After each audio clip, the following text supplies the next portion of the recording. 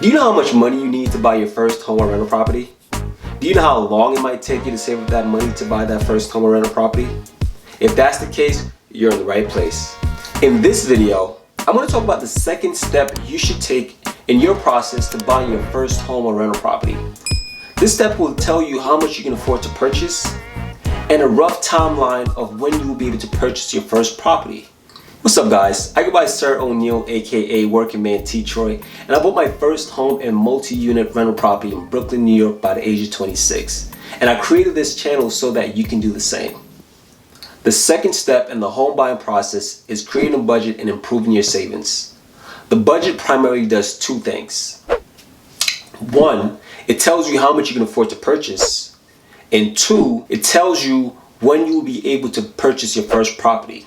So that could be 3 months, 6 months, 1 year, it all depends. When creating your budget, I recommend creating a column for your monthly income, monthly expenses, and your savings. There are a few expenses you should keep a close eye on. These monthly expenses include recurring debts such as minimum credit card payments, auto loan payments, and student loan payments.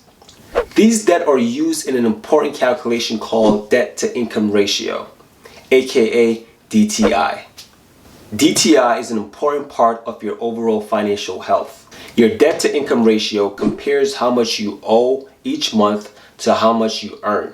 It is a percentage of your gross monthly income that go towards payments for student loans, auto loans, rent, credit card, and other debt. To calculate your DTI, you simply need to add up your monthly fixed expenses, then divide the total by your monthly gross income. Lenders care about the DTI because they want to make sure you're not going to take out too much debt. I recommend trying to keep your DTI below 25% because this number is looking at the gross income and not the net income, which can be significantly lower than the gross income.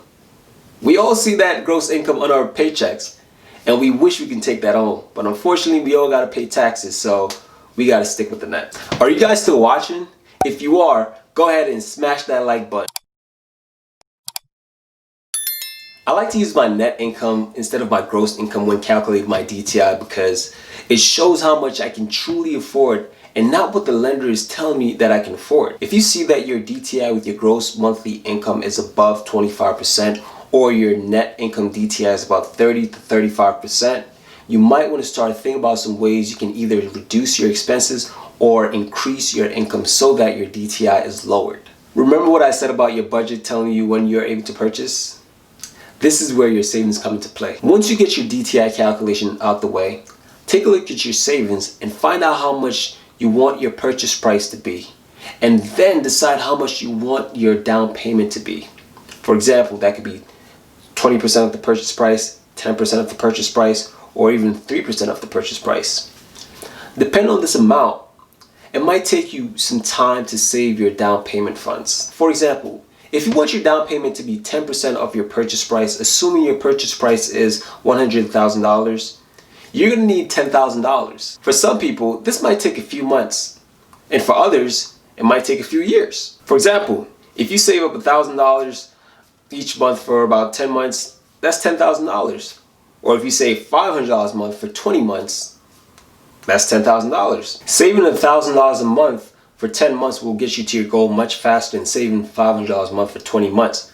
But everybody's financial situation is different, so it might take you some time.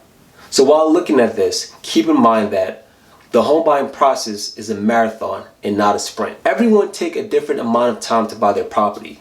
Using myself as an example, my goal was to buy the property within 6 months based on my credit, my savings, and my income. However, 2020 happened, the pandemic, and it took me about 11 months to get the deal done. It was a headache to get it done, but I got it done. More details on that, maybe in another video. You might say, hey O'Neil, how do I know how much I can afford to purchase? Well, to get an estimate of that, you can use the link that I provided in the description below, which takes you to a calculator provided by bankrate.com. So there it is, folks.